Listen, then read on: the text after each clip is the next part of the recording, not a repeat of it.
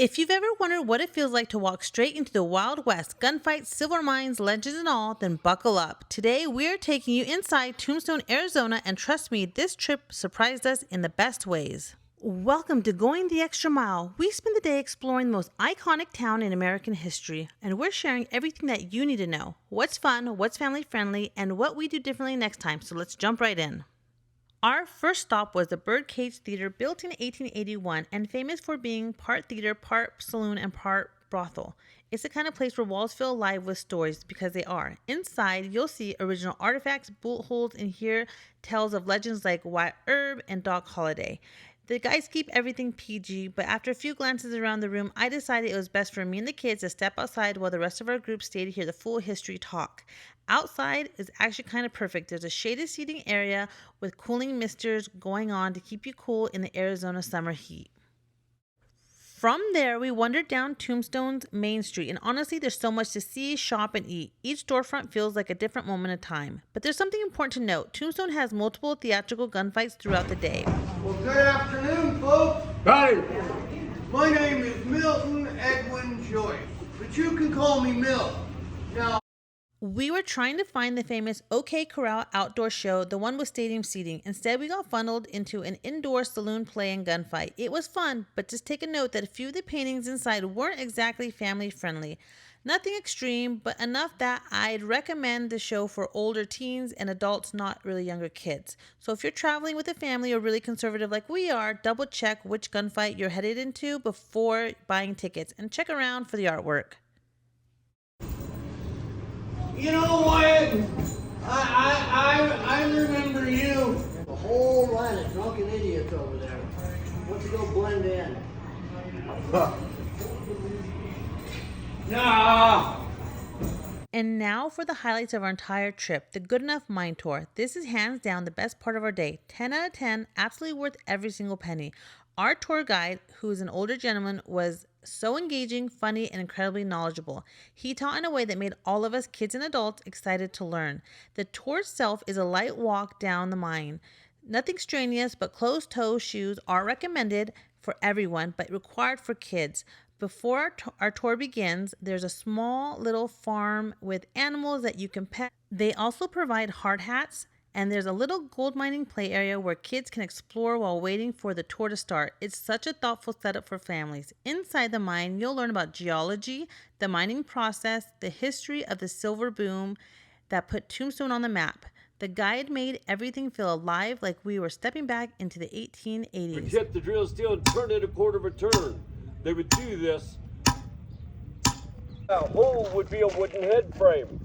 This cable would go up over the top of the head frame, down in the hole, and be connected to the ore bucket. This is the size bucket that they used in this mine here. Now this is the simplest operating engine in the world.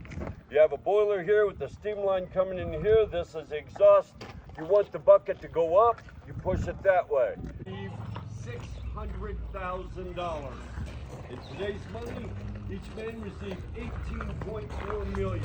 If you only do one paid activity in Tombstone, make it this one. Welcome to the Good Enough Mine. Please watch your step right here.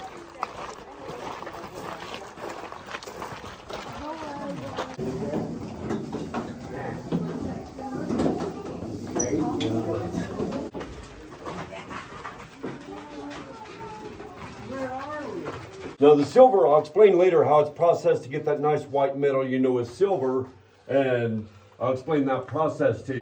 Oh, yeah. It's amazing. I've spent 70% of my life, probably 80% of my life, underground or underwater.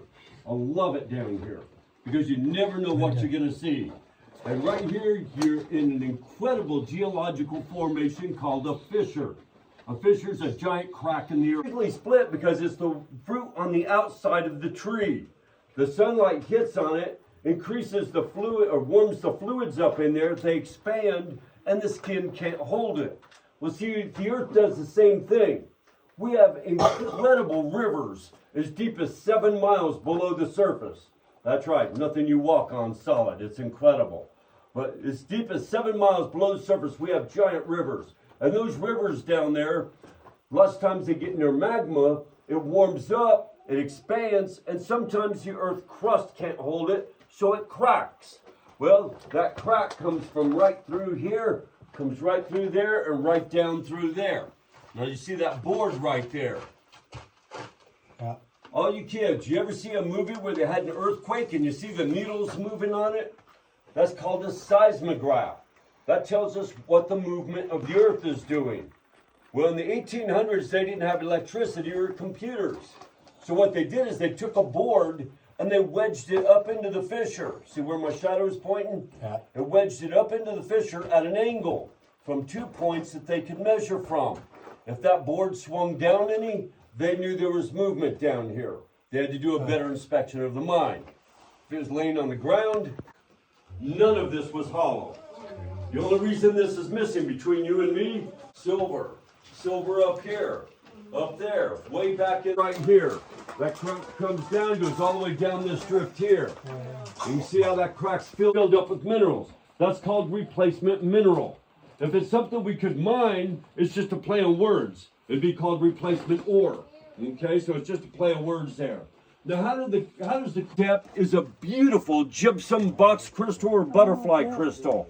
You can see where my shadow is pointing there. Okay, they take that, they grind it into a real fine white powder, put it in between 2 pieces of paper, and now you have drywall. Yep. You see little tan nodules there. Those little tan nodules are calcite crystals. Calcite crystals used to be used for glasses. That's right.